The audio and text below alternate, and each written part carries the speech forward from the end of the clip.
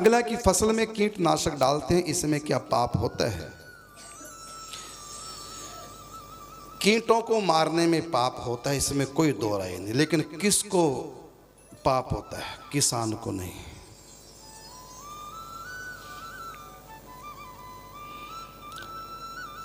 आदमी को मारने में पाप होता कि नहीं होता? बोलो।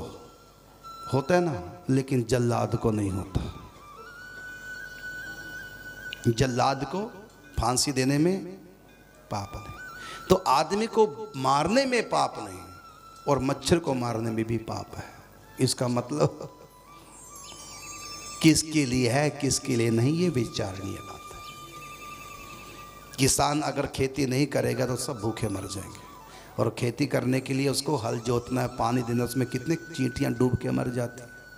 दवाइयाँ डालते हैं फसल ठीक हो, आदमी जीवित रहे खाए पिए, तो उसमें चूहे मरते हैं। तो इसलिए उनके लिए अपराध नहीं, लेकिन आप लोगों के लिए अपराध है। तो किसके लिए अपराध, किसके लिए? अच्छा देखिए, आप लोग चावल साफ करते हैं पुराने, कई बार उसमें कीड़े पड़ जाते हैं, साफ करना। अच्छा कीड़े फिर मरेंगे कि नहीं? जो निकाल दिए उसके घर से, घर तो जाड़ दी ना तुमने उनका, तो पाप लगा? नहीं लगे। लेकिन हम कीड़े मारे तो पाप रहेगा। अब देखो, तुम जू निकालती हो, नाक में बैठ टक,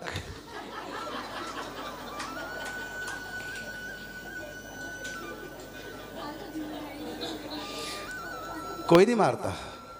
क्यों? सिर में जू नहीं पड़ती?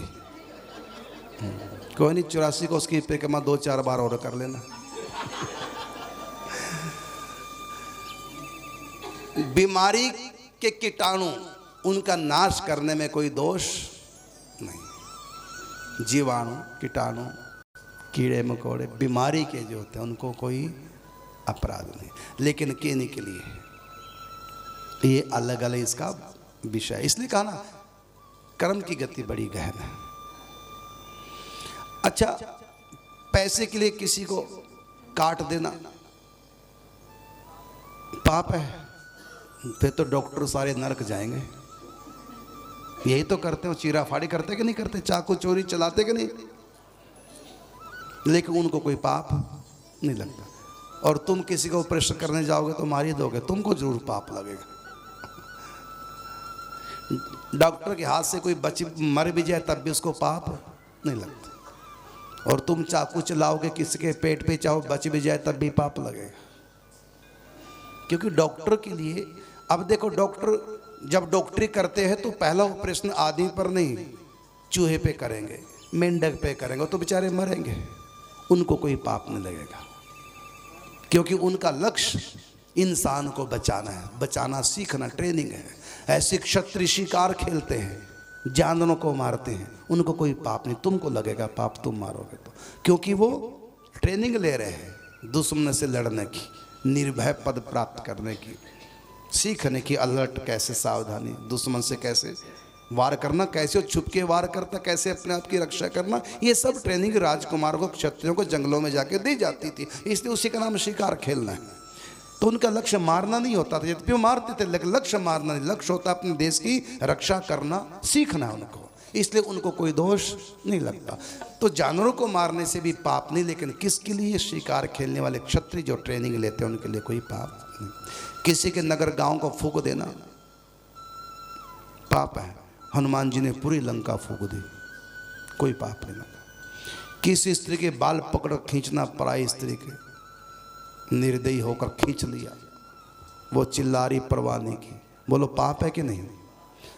अगर कोई जमुना में बह गई बेचारी और चिल्ला रही है बचाओ बचाओ, और तुम तैरना जानते, भागे, डूबे नीचे, अंदर गए पानी में, और कुछ और अंग हाथ में नहीं आया, बाल ऊपर तैर रहे थे, बालों को पकड़ लिया और लगे खींचने, तो पाप नहीं लगा ना? क्यों नहीं लगा? और यही काम दुर्योधन उसने किया था। दुशासन ने पराई स्त्री के बाल पकड़कर खींचे तो उसको अपराध पड़ा। तो कह नहीं सकते कौन सा कर्म किसके लिए पुण्य, किसके लिए पाप, ही इसका अलग बहुत विशाल इसका वह क्षेत्र, इसलिए कोई निश्चित नहीं कर सकते। हाँ, ये जो उसने कहा कि कीटों को मारना खेती में किसानों को कोई पाप लगता, लेकिन ध्यान रखना वो पाप चला जाता है जो किसान करते हैं, किसान के खाते में नहीं जाता, वो जाता है पाप अन्न के अंदर। कीड़े मकोड़े मरने का पाप कहाँ चला गया? अन्न के अंदर। और उस अन्न को जो खाएगा वो पाप हो गया। लेकिन एकादशी को यदि अन्न का त्याग कर दे तो उसके वो पाप भी खत्म हो जाते हैं। इसलिए एकादशी को अन्न खाना नहीं चाहिए। अन्न को पैदा करने में जो कीड़े मकोड़े मरते हैं वो पाप किसान को न लग के अन्न को लगता है, और फिर अन्न से वो पाप खाने वाले को लगता है। तो 14 दिन जो तुमने अन्न खाया उसे तुमको पाप लगता है अन्न खाने में, तो उस पाप की निवृत्ति कैसे हो? तो एकादशी को अन्न का त्याग कर दो तो 14 दिन के पाप 15 दिन एकादशी को समाप्त।